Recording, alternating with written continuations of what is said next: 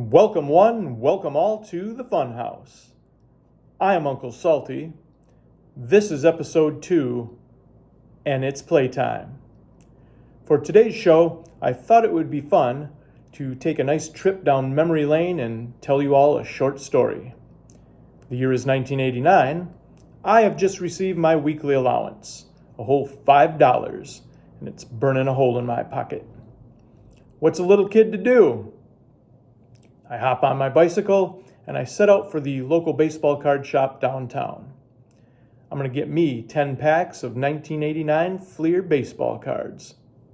Or so I thought. Now, the ride downtown, it's a mile, maybe a little longer, but hey, I'm a kid. I have plenty of energy, so it's not a problem. Incidentally, I rode my bicycle on that same exact route this past summer.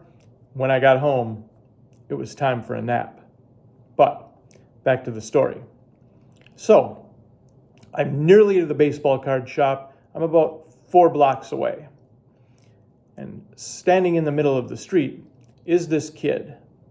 He's a little bit older than me, and he's one of those kids that you really don't need to cross paths with.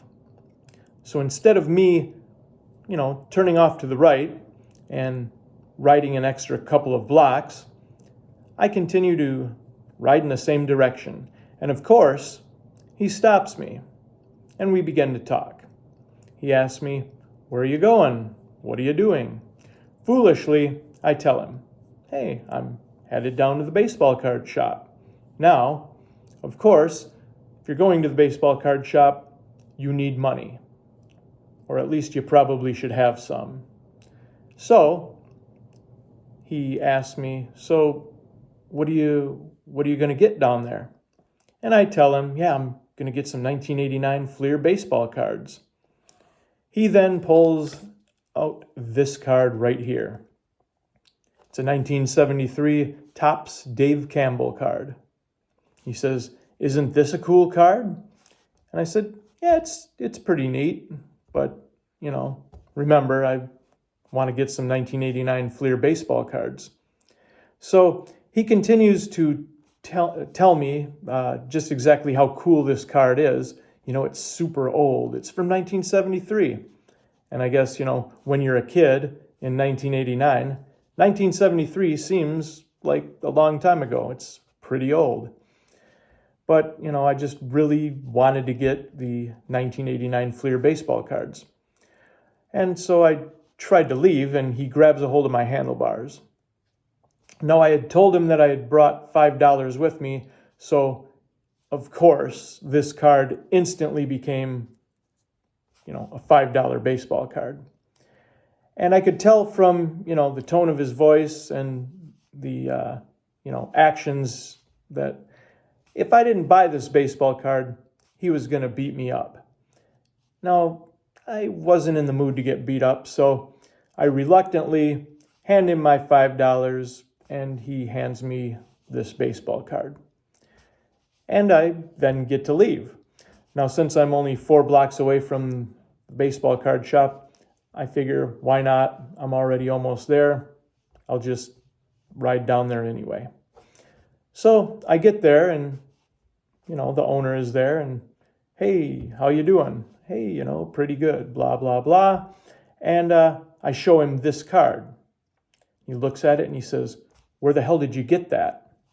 Now, the owner is a super great guy and really wonderful, but he didn't really have a problem swearing in front of little kids.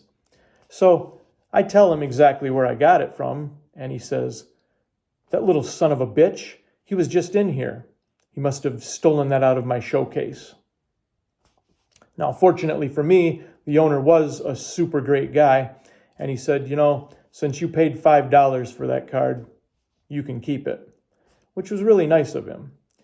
So there are a couple of things that are really cool about this card.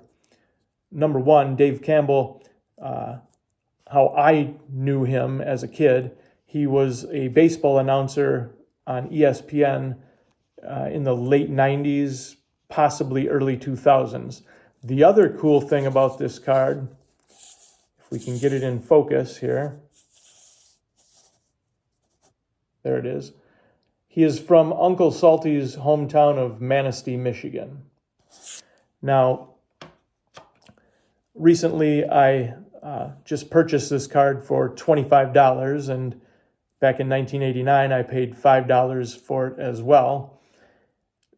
So I paid $30 for this baseball card over the course of my lifetime, but the memory I will have is worth way more than $30. Thank you for watching the show today. Hopefully you enjoyed the show and can subscribe to the channel. Oh, by the way, someone told me today to follow my dreams, so I went back to bed.